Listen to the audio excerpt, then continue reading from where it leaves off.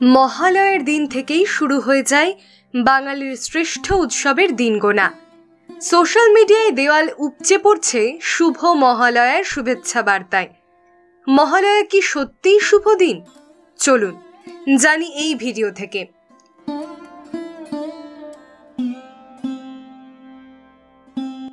হিন্দু রীতি অনুসারে মহালয়া হল প্রয়াত তথা শ্রদ্ধেয় প্রিয় পূর্বপুরুষদের জলদান বা তর্পণ করার সর্বশ্রেষ্ঠ তিথি, তাঁদের স্মৃতি স্মরণ করার দিন।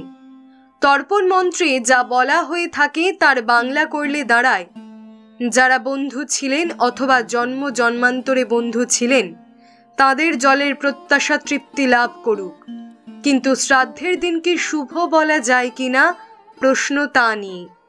আবার তর্পণ শব্দটির ব্যুৎপত্তি হয়েছে তৃপ্ত ধাতুর থেকে। তৃপ্ত যোগ অনট অর্থাৎ তৃপ্তি সাধন, যা অশুভ না ভাবা কাম্য। পঞ্জিকায় কোনো দিনকেই আলাদা করে শুভ বলা নেই। এই ঘটনা নিয়ে মহাভারতের একটি জনপ্রিয় আখ্যান রয়েছে। মহাভারত অনুসারে দাতা কর্ণের মৃত্যুর পর তার আত্মা স্বর্গে অবস্থানকালে তাকে সোনা এবং বিভিন্ন রত্নদ্রব্য খাদ্য হিসেবে দেওয়া হয়।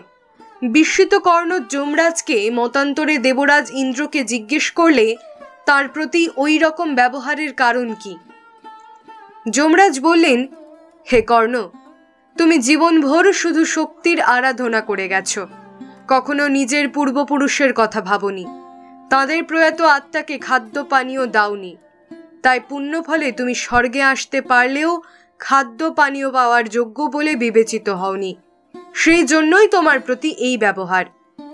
কর্ণ বললেন, হে ধর্মরাজ, এতে আমার দোষ কোথায়? জন্ম মুহূর্তেই আমার মা আমাকে ত্যাগ করলেন। সুত বংশজাত অধিরথ ও তার স্ত্রী আমাকে প্রতিপালন করলেন।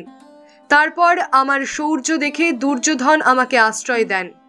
কুরুক্ষেত্র যুদ্ধে আরম্ভের আগের দিন প্রথমে কৃষ্ণ ও তারপরে মাতা কুন্তী এসে আমার জন্ম ও বংশ পরিচয় জানিয়ে দেন। কর্ণ স্বীকার করেন তিনি পিতৃপুরুষ সম্পর্কে অবহিত ছিলেন না, সেই কারণেই তিনি পিতৃপুরুষকে অন্ন এবং জল দান থেকে বিরত ছিলেন। কর্ণকে এক পক্ষকাল সময় দেওয়া হয় মর্তলোকে গিয়ে পিতৃপুরুষের উদ্দেশ্যে জল দান করে পিতৃপুরুষের তৃষ্ণা নিবারণের জন্য।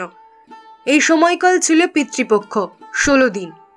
যমের মতান্তরের ইন্দ্রের নির্দেশে ভাদ্র মাসে কৃষ্ণ প্রতিপদ তিথিতে কর্ণ আবার মর্তে ফিরে এসে এক পক্ষকাল থেকে পিতৃপুরুষকে তিল জল দান করে পাপস্খলন করলেন। এই বিশেষ পক্ষকাল সময়কে শাস্ত্রে পিতৃপক্ষ বলা হয়েছে। পিতৃপক্ষের শেষ দিন হল মহালয়া। হিন্দু শাস্ত্র অনুযায়ী মৃত ব্যক্তির বাৎসরিক শ্রাদ্ধানুষ্ঠানে পূর্বপুরুষের উদ্দেশ্যে দান করা জলে তাদের তৃষ্ণা নিবারণ হয়। যারা পূর্বপুরুষের বাৎসরিক শ্রাদ্ধানুষ্ঠান করতে সক্ষম হন না তারা পিতৃপক্ষে পূর্বপুরুষকে জলদান করতে পারেন। বিশুদ্ধ সিদ্ধান্ত পঞ্জিকা মতে মহালয়ার পর প্রতিপদে যে বোধন হয় সে সময়ও সংকল্প করে দুর্গাপুজো করা যায়। একে বলে প্রতিপদ কল্পরম্ভা। সর্বশেষে একটি কথা বলা যায়, মহালয়া শুভ না অশুভ তা নিয়ে তর্ক চললেও হ্যাপি কখনোই নয়। এইরকম ভিডিও দেখার জন্য আমাদের চ্যানেল সাবস্ক্রাইব করুন, ভালো লাগলে লাইক করুন, কোনো প্রশ্ন থাকলে অবশ্যই কমেন্টস করুন।